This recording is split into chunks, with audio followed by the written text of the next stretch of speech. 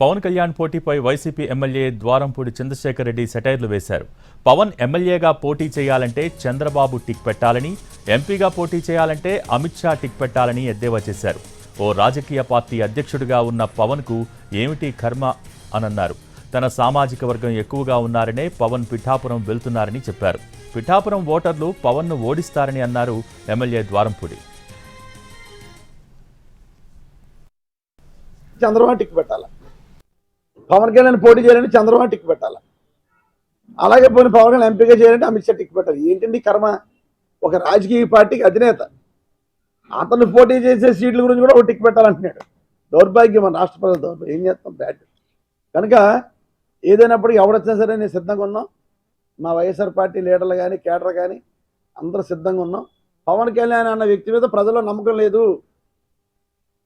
పిఠాపురంలో అతని సామాజిక వర్గం ఎక్కువ ఉన్నారని అక్కడికి వెళ్తున్నాడు.